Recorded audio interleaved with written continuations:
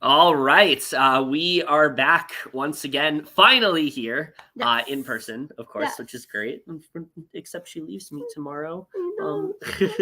But we are here to finally review the merge episode of Survivor 42. It was 2 hours. It was not two-parter. It was a two-parter, but it wasn't split into 2 weeks, which is way fucking better. We'll talk about it as always. Before we do, I'm here with my lovely and beautiful co-host Allie, who is repping her Heroes versus Villains buff. How are you doing today? I'm good. It's just a little bittersweet because I have to leave tomorrow. Yeah, but we'll be back soon. Yes, definitely. This has been an amazing trip, and it's been great getting to do some videos with her. We haven't been quite as active as we were we haven't been quite as on it as we were last time. We just had a lot of things going on, but we do have a guest, Allie. I think we do. We've been hyping this up. It's a mystery guest. Yes. Don't know who. Oh, I'm getting a phone call. No caller ID. Hello. This is not our mystery guest, but it's a cameo. Yes. What? That's really funny. Yeah. I said. Oh, we're both coughing. That's wonderful. Oh, great, right? Do you like Survivor? No caller ID. Oh wow, that's great. Why do you sound like you're like the fucking kid from A Christmas Story who has his tongue stuck on a phone pole?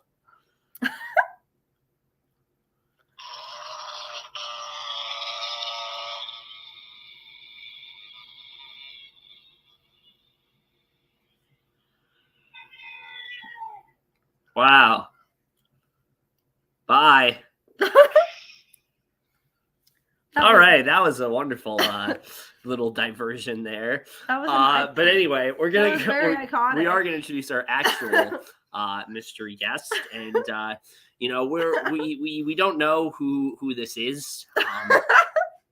We do know who this is, but we're just gonna go ahead and introduce our mystery guest. Reveal yourself. Reveal. The big reveal. Oh. Okay. Wow. Question. Well,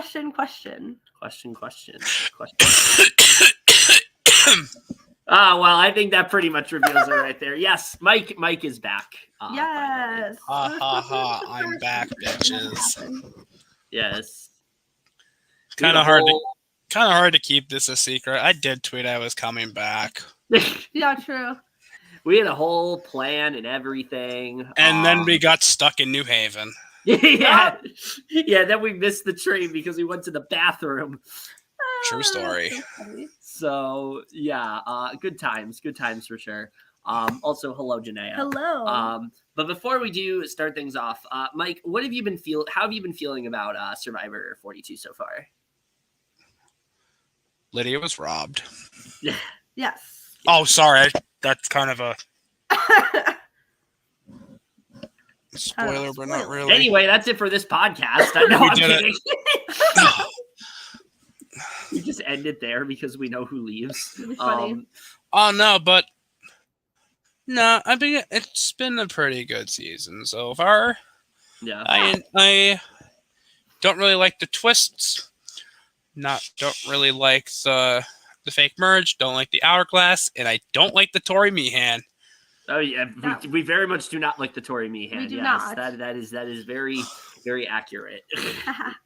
She doesn't have very many. And for those who say we are very anti-sequester for saying this, if the shoe fits, wear it. Yes. Exactly. Bitch, you guessed it.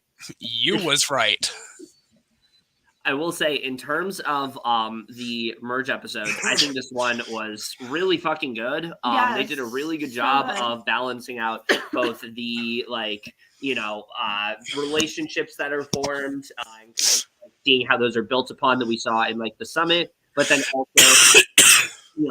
making little tweaks to the hourglass that make it a little less a little less unfair. They definitely listened to the criticisms that Danny talked about, which I do want to bring this up because I don't think we talked about it before. So Danny last season, obviously, played the Hourglass twist and was not a fan at all. And the big reason for that, from what I understand, was because they were told the entire season, you have to earn your way into the merge. You have to earn your way to do this. And they were never once told that the person that's going to be going to exile is going to win some kind of advantage. And Danny thought that was extremely unfair because what he thought was going to happen was basically what he thought is that they would just, send someone to exile and just be how it usually plays out. But that was not something that was told to them.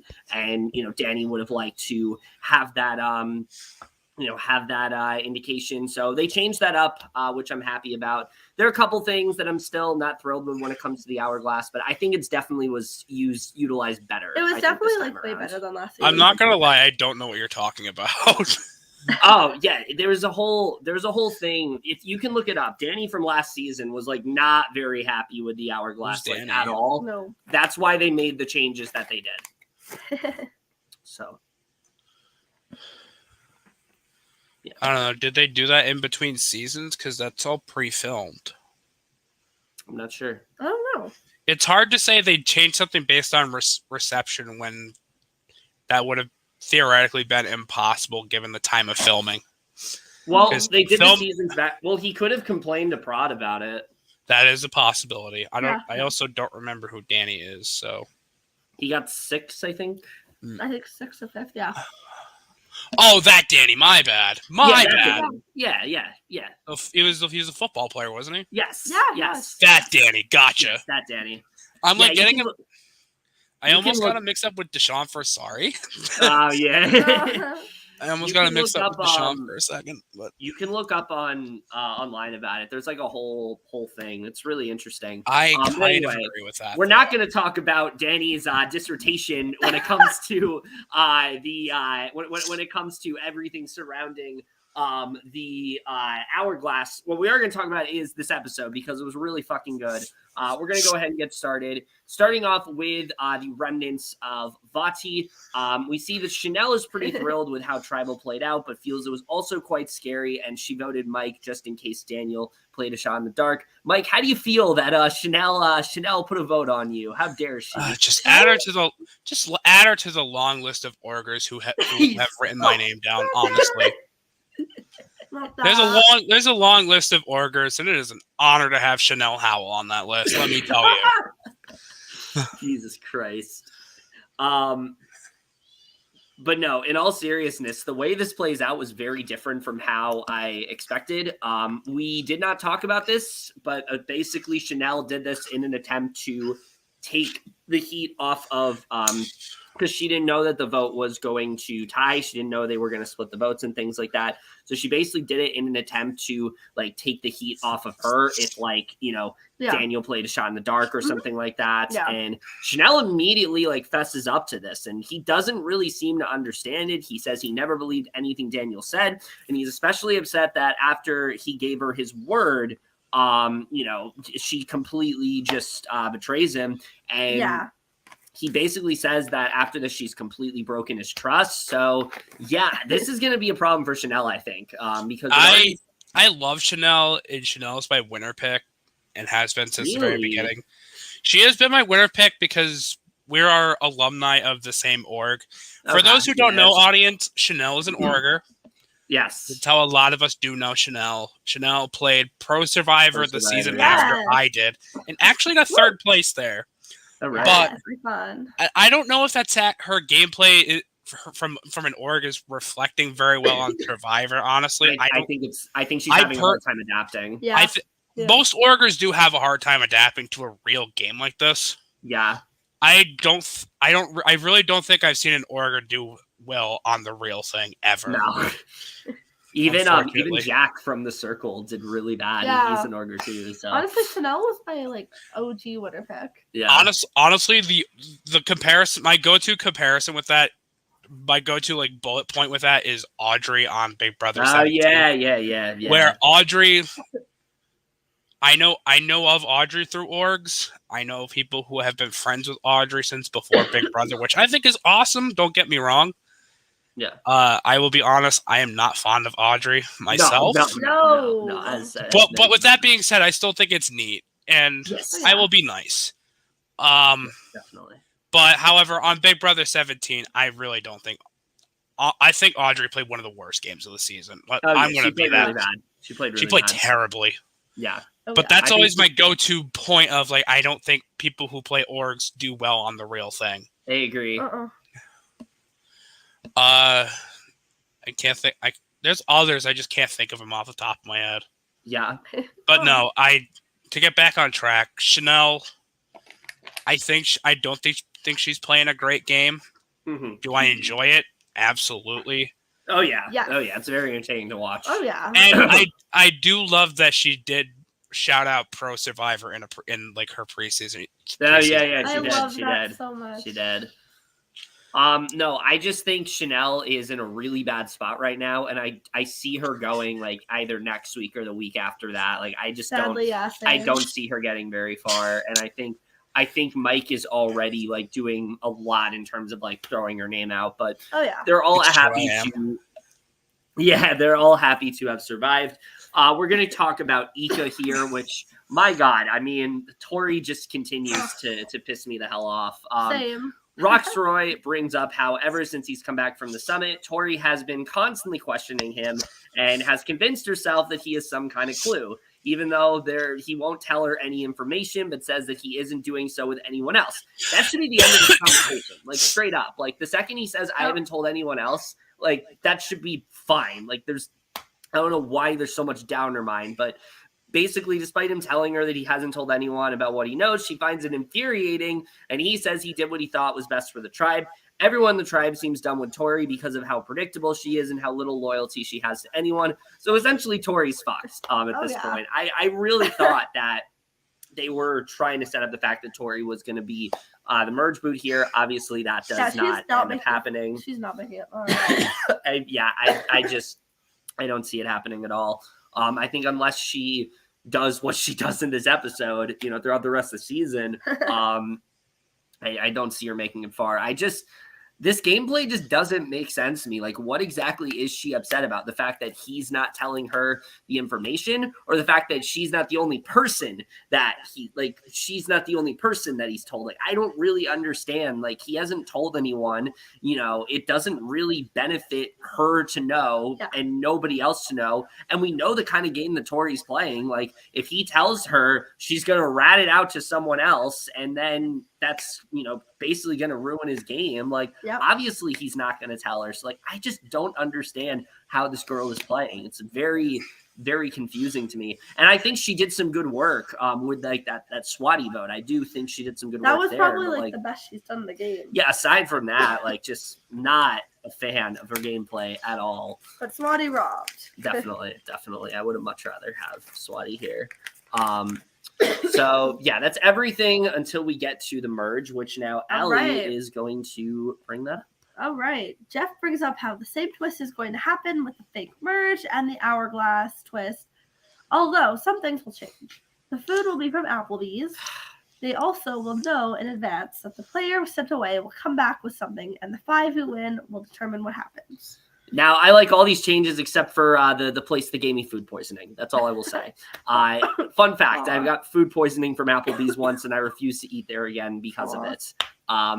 No, in all seriousness, I think there are some pretty good changes here. I like the idea that the winning team can pick which of, like, if they're going to send the person to exile that isn't picked for the team, or if they're going to send one of their own to take that, like, advantage for themselves. I think that's a pretty cool idea. It just didn't really change too much. Mike, I know you're not a fan of the hourglass, but what did you think of these changes? I'm going to flip you like the hourglass you are. All right, Henry. No. Hey, are you an hourglass? Because I'm fucking flipping. Oh, God. Anyway, no. Can you even repeat that question again? Oh, I said, I know you're not big on the, like, hourglass twist, but what did you think of the changes that they made to this overall? I didn't even notice the changes. Oh. I don't have I will admit, I don't have that good of an attention span, and No, it's okay. Yeah. even though I've seen this bit twice, Yeah. I don't know. I kind of spaced out the first time too, so that's part of why I didn't notice anything. Gotcha. Because I didn't know what was changed from 41 to 42. Because Yeah. I need to rewatch 41 honestly, and because a lot of the good stuff I kind of fell asleep during. Okay. Yeah. It's an all right season. This is definitely better, I think. Oh, yeah. Way more player focused. Oh yeah. So the challenge is exact. I just want to know why. I just want to know why Jeff Probst keeps mispronouncing Ica. I know. I don't know. Go. It's Ica. It's Ica. Yes. Yeah. Fuck. Jeff Probst, if you're watching this right now, go watch BB Can. You are pronouncing Ica wrong. Yeah. Right? Don't do Ica 1 like that. Literally. Jeff announces to them they have not exactly merged yet, and that will not be until the next tribal council, and they will earn their way in. Yes.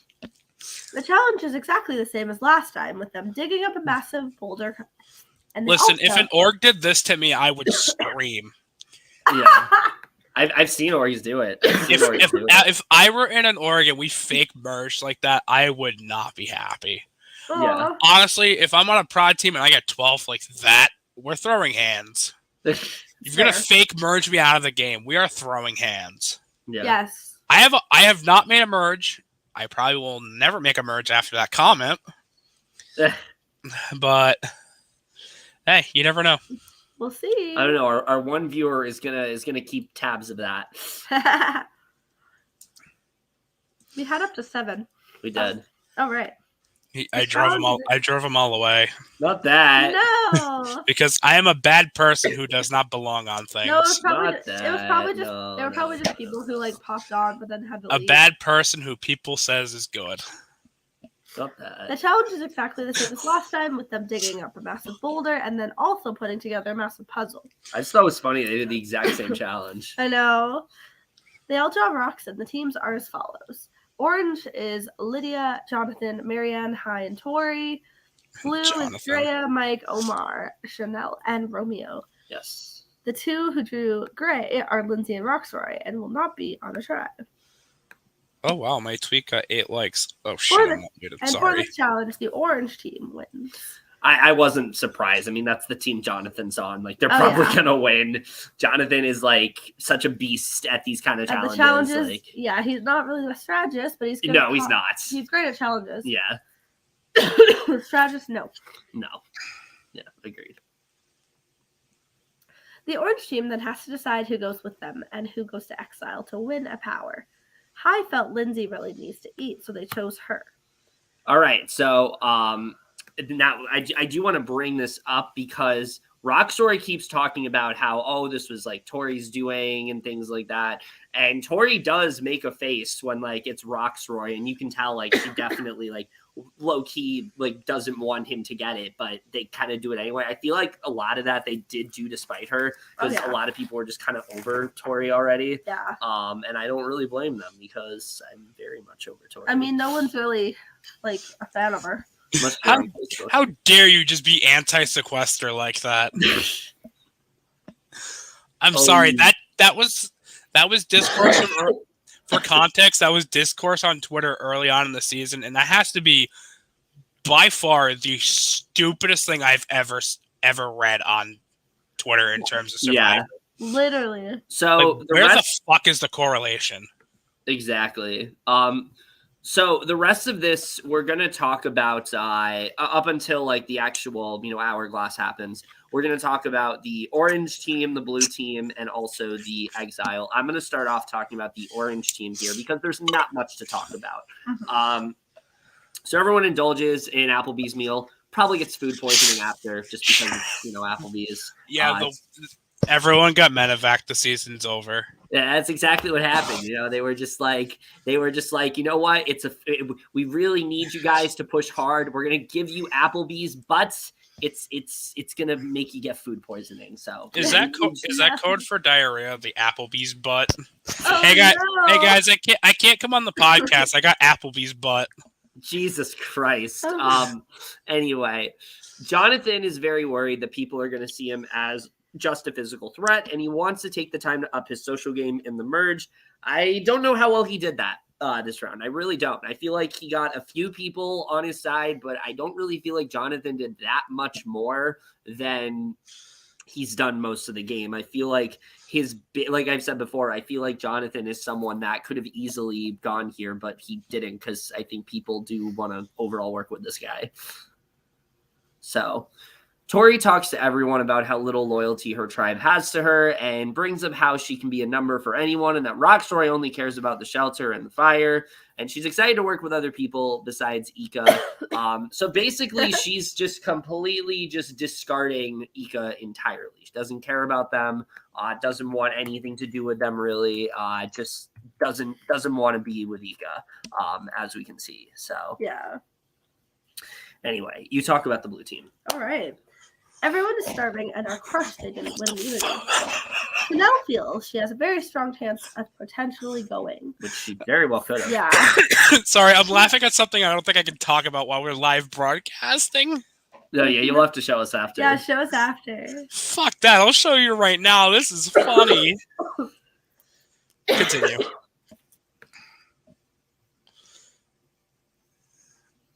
Why did we pause?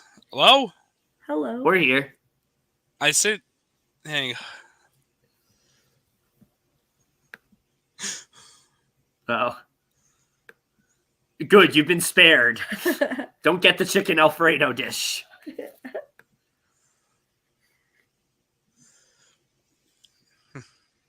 Don't get anything. I think the best thing you can get at Applebee's is out. Oh my god. What the fuck? Why did we stop the podcast for this? That is really funny. Oh my god, that's comment. That is a really funny comment. But anyway, we're gonna get back on track here, talk about the blue team. They all are wondering what Rocksroy will come back from, and Drea suspects the idea that they can switch it. Yes. Which I was so shocked that like Drea knew. Like Drea literally knew what this was gonna be. Like, what the hell? She's such a queen. I know, she really is. Oh, are we talking about like the rock? I want to say like I don't think this is what we're talking about here yet, but the Rocksroy segment we got while he was on Exile, I thought was great. Oh yeah, we'll get into that. But no, we're talking about the moment where Drea is like they're speculating what's gonna happen with Rocksroy. She literally predicts it like accurately. It's like insane. It's like queen shit. Yeah. Drea knows Mike has an idol since they both said the phrase at the previous I do? round. So she's hoping he wants to work with I have an idol? Yeah, congrats. You got an idol finally. Congrats. Oh yeah, surprise Kay gave it to me. Not that. You correctly talked about the greatness in the game. You didn't know Kay had an idol? Yeah, I guess she gave a piece of the idol to someone. No, but this was actually really great to see because I feel like last season we saw that segment of like Nasir and Xander potentially like teaming up and nothing really like materialized from that at all. So I hope it seems like already Drea and Mike are like actually working together here. Like they're actually trying to start something, which I like seeing. Yeah, and I think it's a good way to like keep them together. I think it's a good way to like keep the idols in the game and things like that. Like I think this is good stuff. This is very promising. She talks to him, and he brings up how two of the three who won idols need to work together. They compare notes, and Drea brings up how close she is with Romeo and Rocksroy. And Mike brings up Juliet. Romeo and Juliet. Yeah. Yes. That's the best player of the season. Oh, yeah. What, Romeo and Juliet? No, Juliet. Just Juliet? Yeah, because Juliet's not on the. Juliet's not in the game. That's the joke. God, let me make a joke.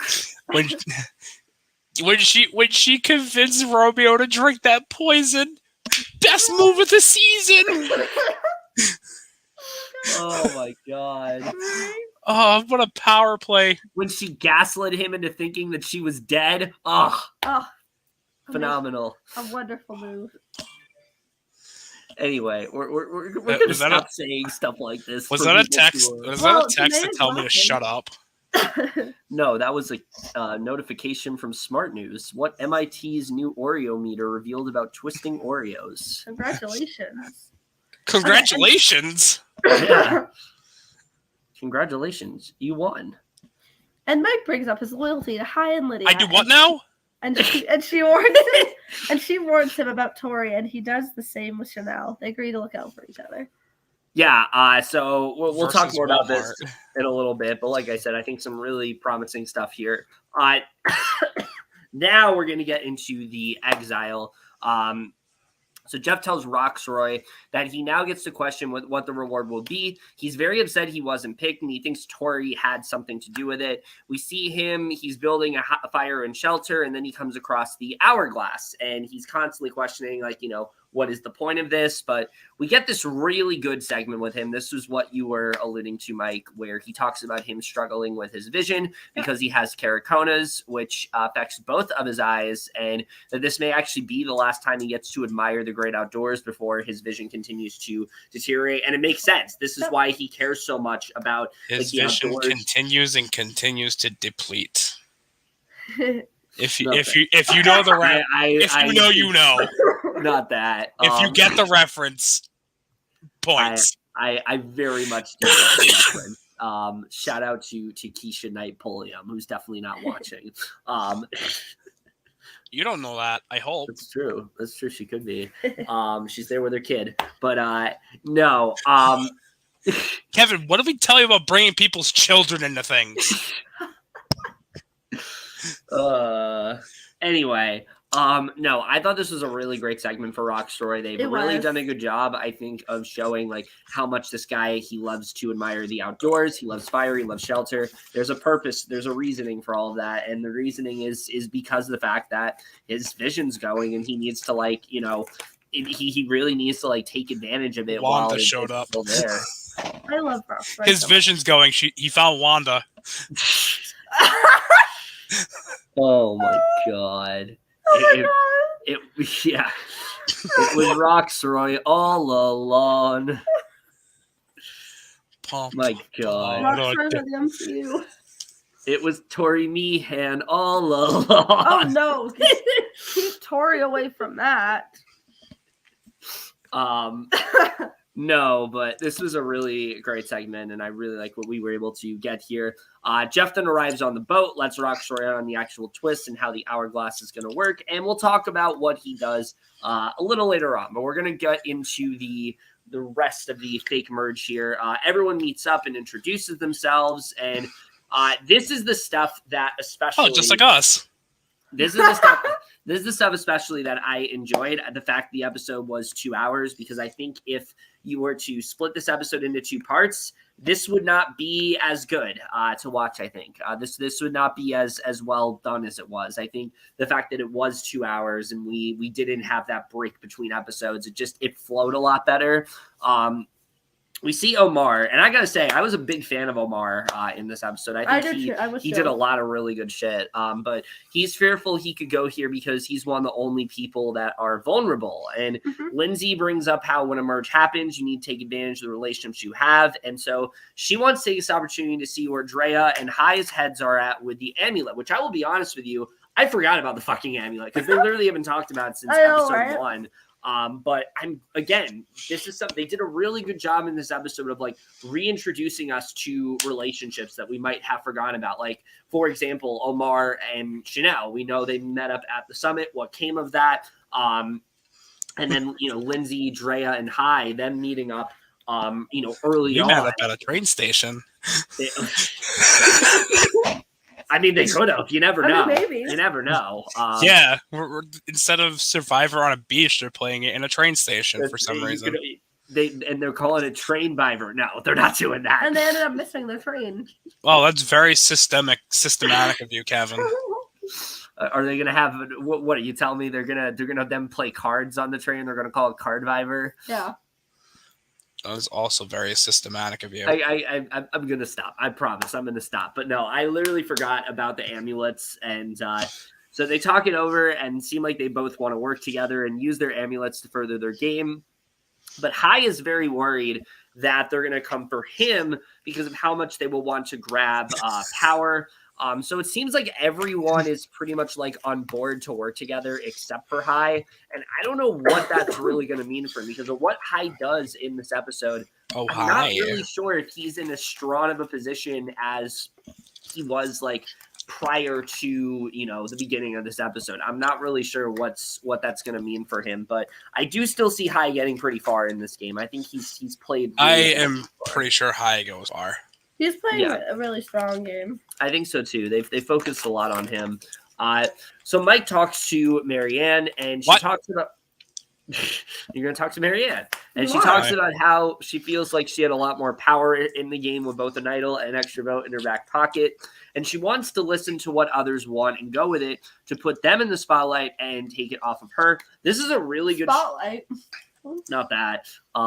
This is a really good strategy, I think, because, someone like Maryanne who's just completely, just constantly just rambling things like the fact that she is like, I'm going to shut up and I'm going to listen to other people and I'm just going to see, what's going on with them. Like, that's really good for Maryanne that she's able to at some point, like, turn that off and like, just like, focus on someone else. Like, I think that's going to be really good for her. And I think that's something that people aren't going to expect her to do. So I really like that she brought that up as a potential strategy here. So we see Mike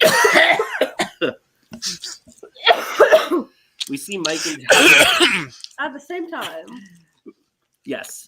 We see Mike and Jonathan bond over. That was back to back to back. Literally. Are going to perceive them as big hulking guys that are dumb. And he tells Jonathan to just be himself. And it feels as if they work together, one of them could maybe win the game for a change. Here's the thing. So I think they are pushing this narrative that, the physical person's going to win. I still don't see Jonathan winning. Like, I just don't see that being a possibility. I feel like I could see him maybe being like a one or two votes finalist. I could see him being in the finale. I could definitely see that. Yeah, because Colby Donaldson totally won the game. Oh, yeah. Oh, yeah, we're fine. We're just getting over colds. Yeah. Speak for yourself. You gave me the cold.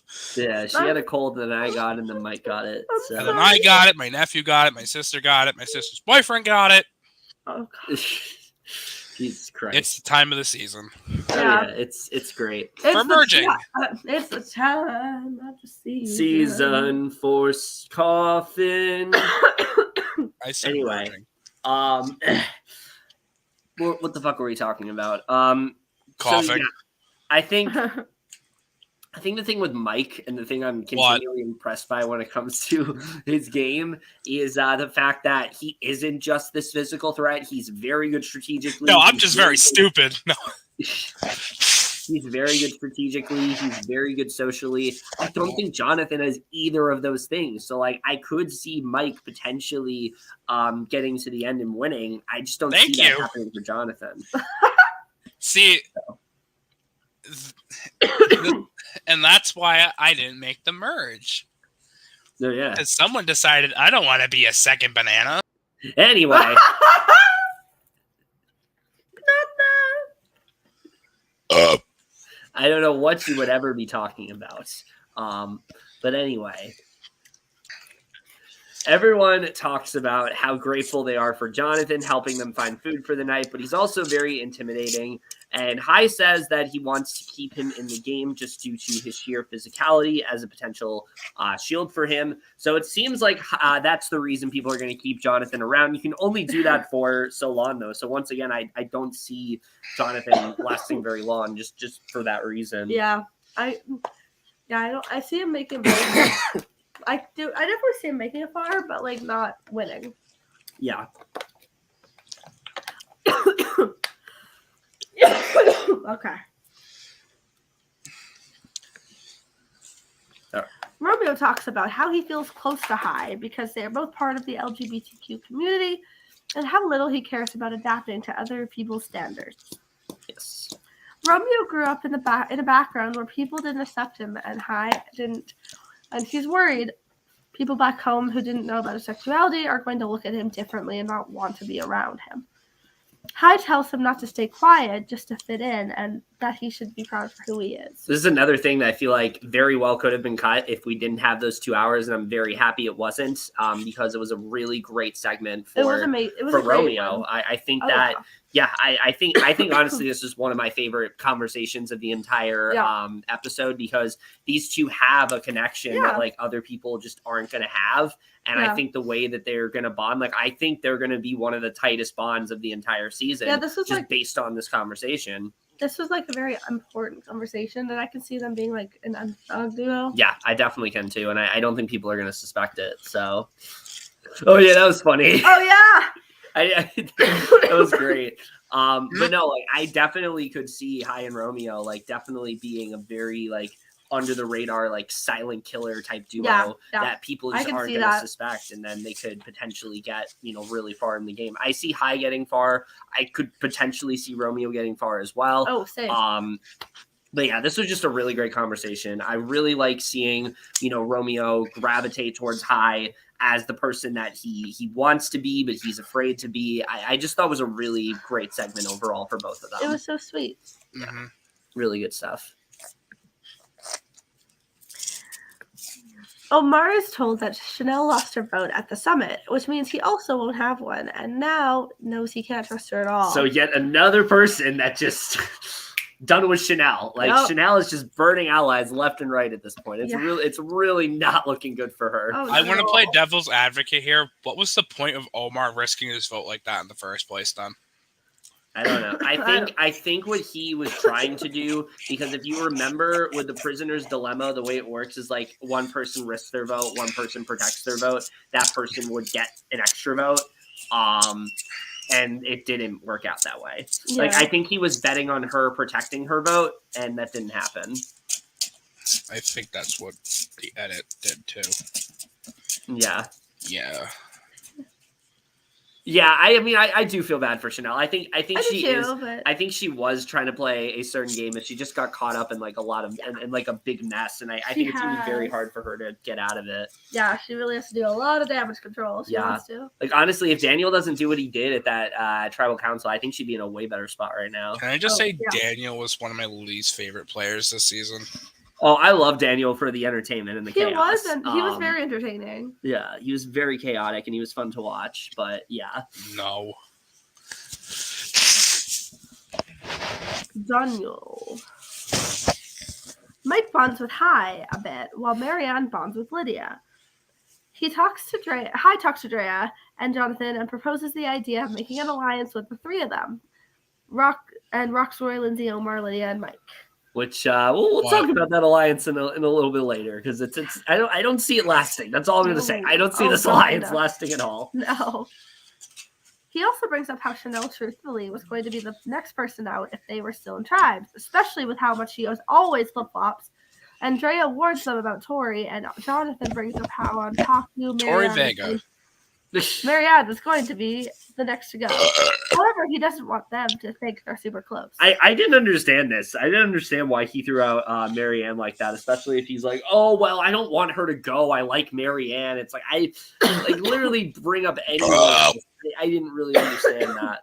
Literally. It was random. Yeah.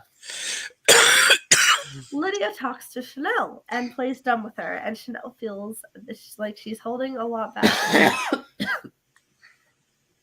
And then Drea. This was not a good moment for Lydia or Chanelle, because clearly Lydia doesn't trust Chanelle here, and then Chanelle doesn't trust Lydia. Nope. A lot of a lot of drama going on. Oh, for sure.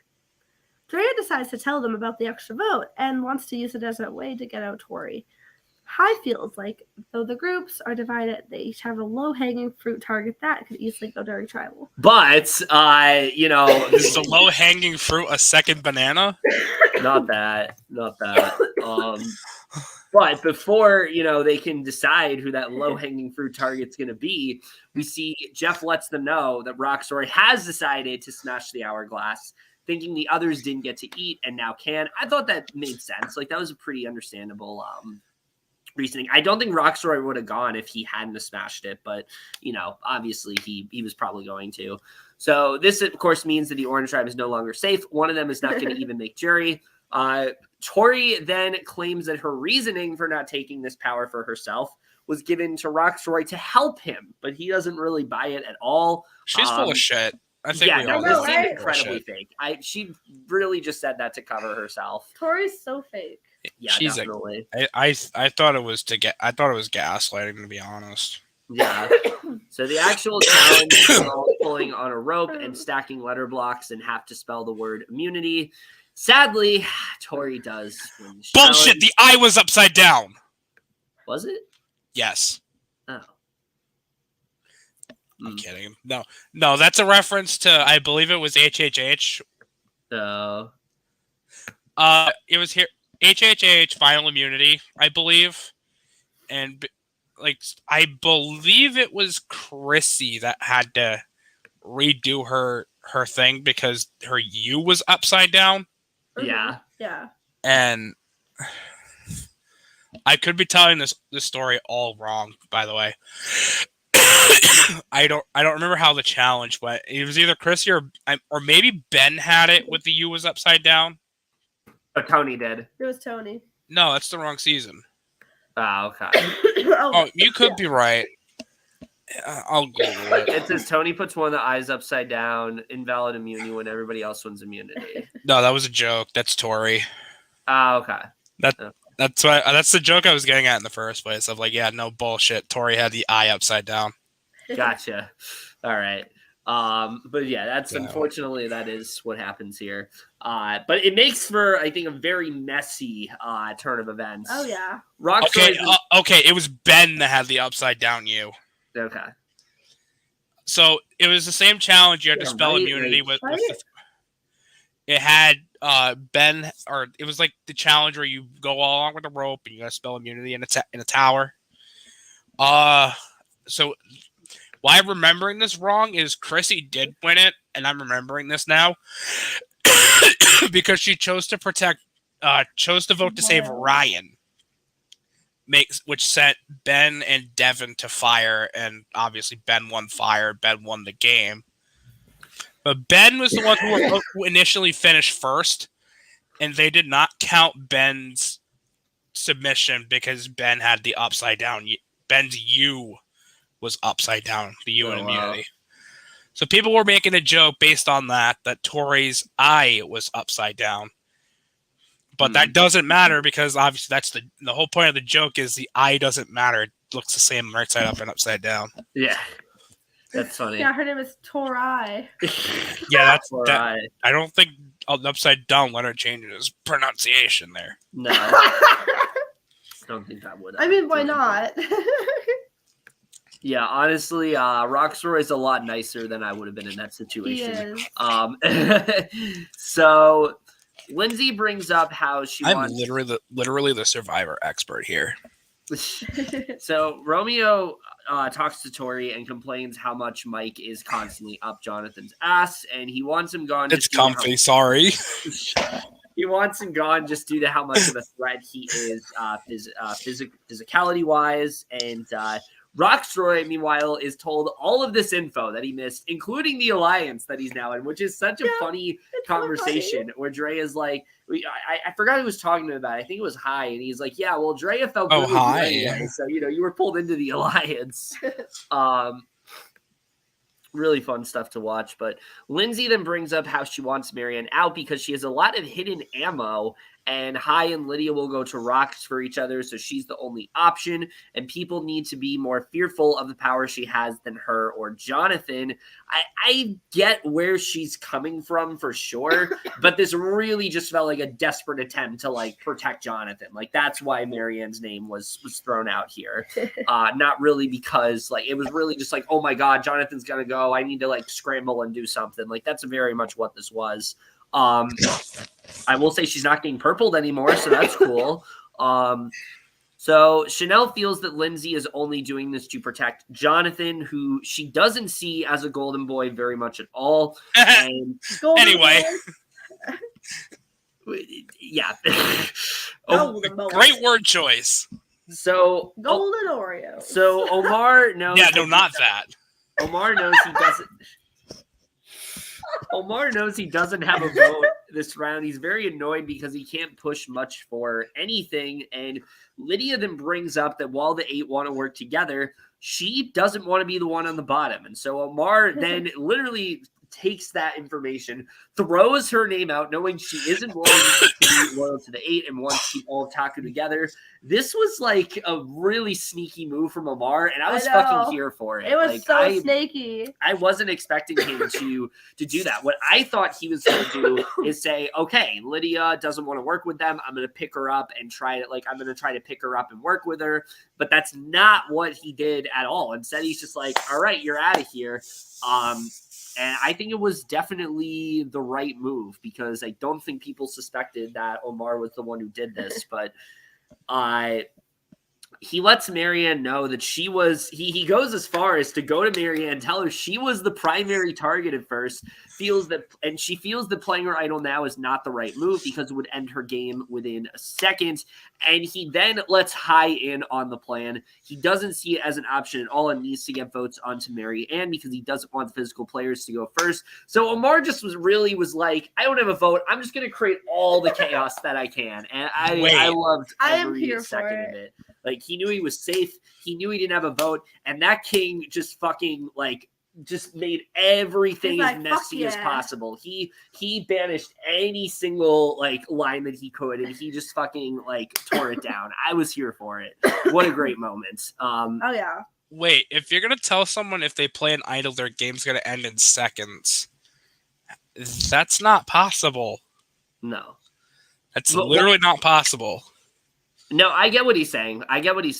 Because if you're going to play an idol, it depends on who you play it for. No, I think what he means by that is once she plays the idol, after that, she's just going to go the next round. I think is what he meant. Yeah. I mean, you could always idol yourself out. No, you can't. Yes, you can. How? Looks at CTC. Oh. Well, here's how that one works. You can idol yourself, and here's why. Here's how you do it. So you take an idol, and you play it on somebody else who's getting votes. Oh, right, yeah. So their votes are nullified. If you become the person with the second highest votes there, you're done. Yeah. Because sometimes you can that'll make it go down to a 1-1 tie, and they can just take you out and revote. Yeah, but that's assuming Maryanne doesn't play her idol on herself. Right. Which she definitely would. She would. I think what he was trying to say is, if you play it on yourself, your game's going to be done after this round. Yeah. Do you realize what I'm referencing, right? No, I don't. You missed your shot, bitch. Oh. Oh, yeah. Okay. Yeah, I get what you're saying. We literally know somebody who idled themselves out. Yes, that is true. So we're gonna get to this pretty. All right, great. Shout out to CTC though, best Skype Survivor game ever. Oh, period. Yeah. Shout out to CTC. So good. We do love CTC. Fuck yeah. All right, so you mean we're gonna Buck get yeah? to... Buck yeah. Buck yeah. Apply to CTC, everybody. Woo! Well, you can't right apps aren't open right now, but season 8, I'm telling you, apply for that. Yes, definitely. So we're gonna go. Allie's gonna talk about this really, really strong tribal council. I think. All right, it is time for the first tribal council of the merge. Yes. And High says while there is a definitive vote, things are very fluid because everyone is divided. Yeah. Which we like. Oh yeah. High says. Oh wait. Jeff brings up how much you just read that note. Yeah. Jeff brings up how much he connects to Lydia's story. Yes. And Jonathan says he hopes people fight as hard as they can and be proud of the game they played. If High opened a bakery, would it be called High's Pies? I guess. Hi, hello. Welcome to High's Pies. Oh, pie. My God. Yeah. Pie. He should just name it Oh Hi. No, he'll just go pie. Maryanne is asked what the theme of the vote is, and she says it's about who she wants to work with and who she can work with. If he had a chicken joint, would it be High's Thighs? My God. Stop. Oh my God. Maryanne is asked what the theme of the vote is, and she If says he's in pain, is it High's cries? Jesus Christ. And she says it's about who she wants to work with and who she can work with for a long span of time. And when he's blindsided, it'll be High's surprise. Oh my god, it was God. still going. And Drea disagrees, and they get into a little spat. This was But great. For now, it's High's lies. This was so funny, this part. Yeah. When Maryanne's like, you agree? And Drea's like, no, I don't. And Maryanne's like, okay, that's fine. It's amazing. It was so When good. he's voted out, he's going to say his High's buys. Well, he wasn't voted out yet, but he did Hey, vote spoilers. someone out. Highs, goodbyes. She is worried because of her energy. They could vote her out. but If he she worked doesn't- at Burger King, it's High's fries. Oh my god. Correct.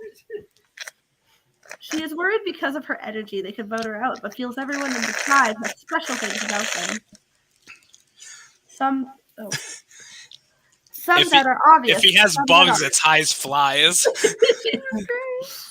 And then if he wants to when he meets someone, the first thing he does is a high five. A high five. If he had 4 more people, it'd be High's 5. That could be that's a very good alliance name, let me tell It you. honestly kind of is. High's 5. And then if he becomes a lifeguard, he's gonna make a pool. And he's gonna call it High's Dive. High's dives.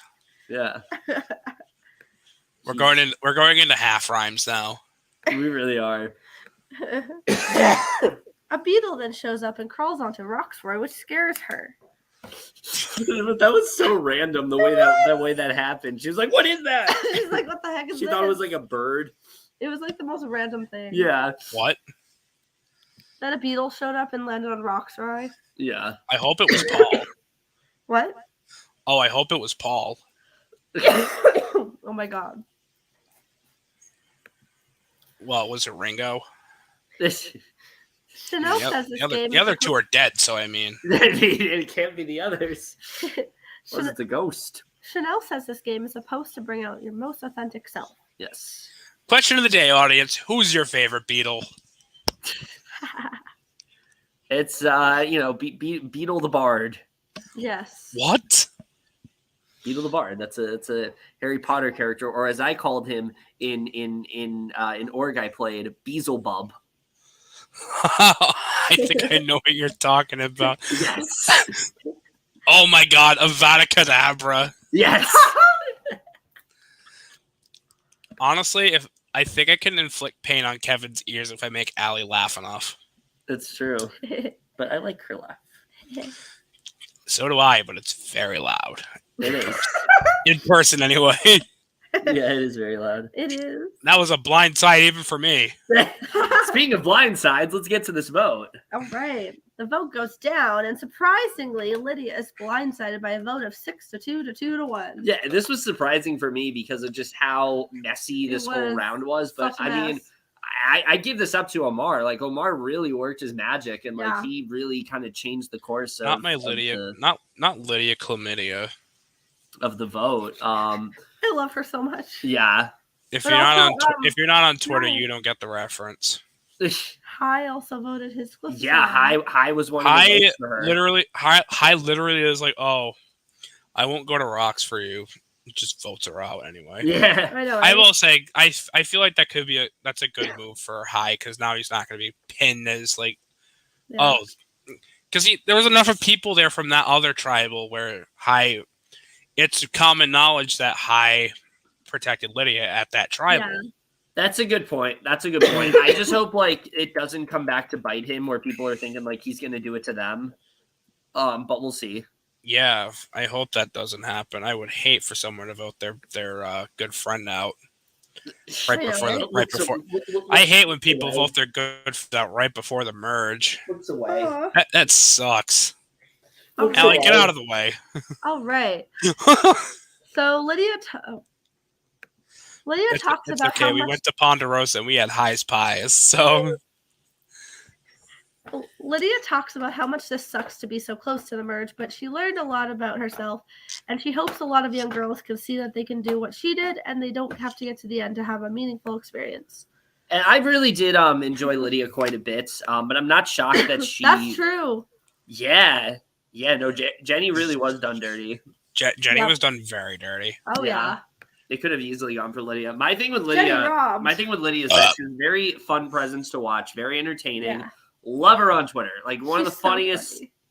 funniest people I've seen on Twitter in quite a bit. In the game, however, very fluff in terms of confessionals. Very speaking of Twitter, something I do enjoy is the fact that Zach and Maryanne are using each other's last names. Oh, it's so good. I love how that's still going on. Honestly, Zach was first boot and everything, and I feel terrible. Like I feel so bad for Zach.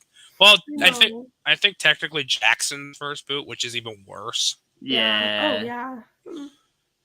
Yeah. Which I want to say, while I do understand why Jackson was pulled from the game, it still sucks. Oh yeah. It does. But if I will say if a medication, granted, Jackson was already weaning off of it and had like 2 doses left.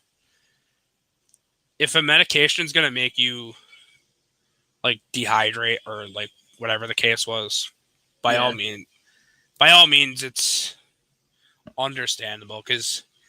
That's why I won't apply for Survivor, because I know for a fact I will not pass a medical check.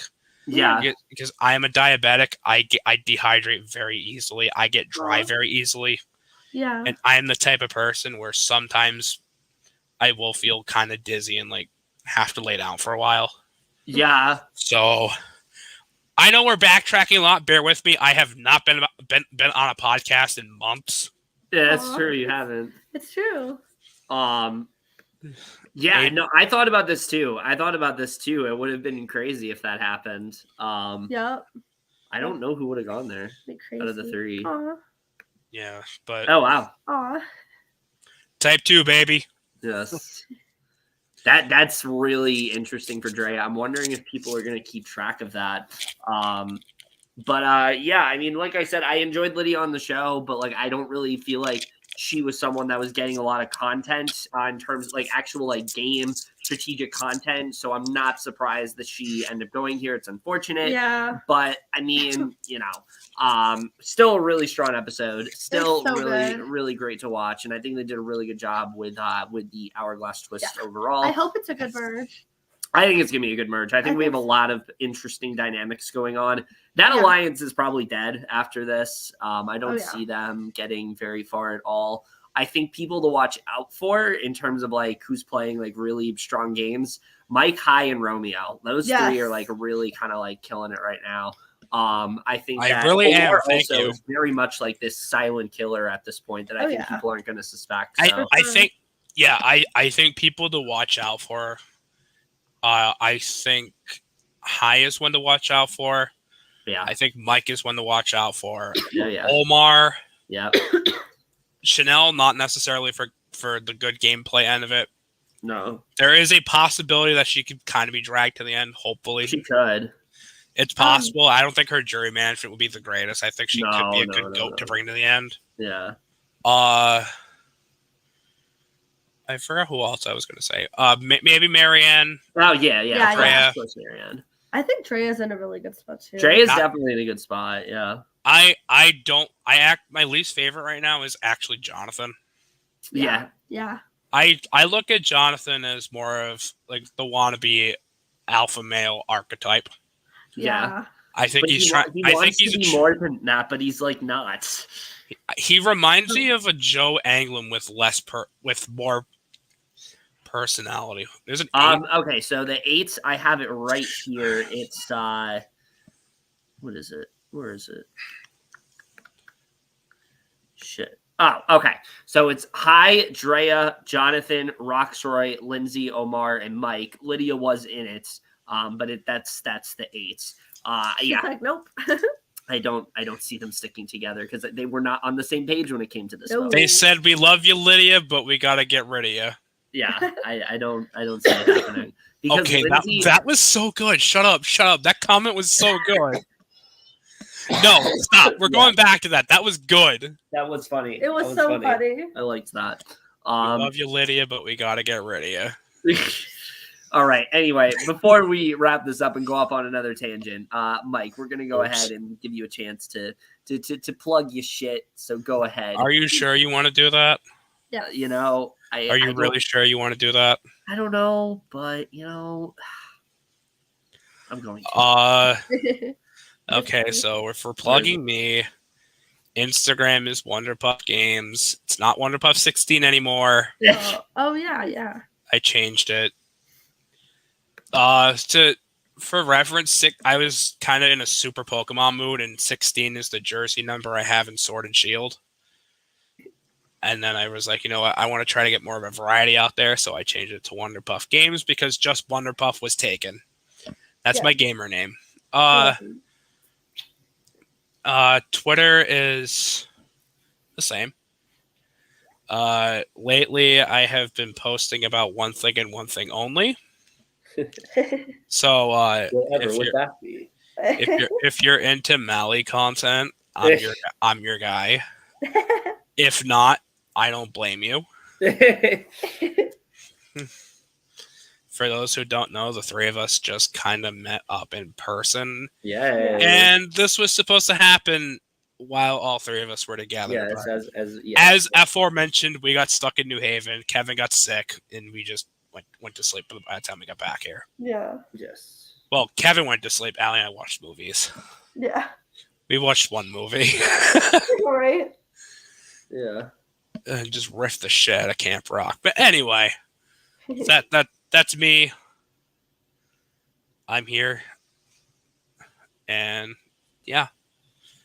If you're like I said, if you're into cringe, I'm your guy. All right. Other than that, that's it for our this week's podcast for Survivor 42. Definitely going to be no, Maryanne is not in it. Maryanne is not in it. She's not in the podcast. It's true. I mean, it'd be cool if we could get her. Right? I don't know if we'll get to talk, but no, I'm kidding. But anyway, we gotta use the DM tactic. It's called high slides. Yeah, but anyway, that's it for this video. It's gonna be interesting to see how the rest of this merge phase does go down. But we will see you guys in our next video, and we will see you guys for that. Okay, I will try to be back more as a guest. I a long time ago was kind of more of on the regular side. I took a hiatus, so yeah. If I'm really all that entertaining to y'all, maybe I'll be back. Yes, but have a good night. Have a good night.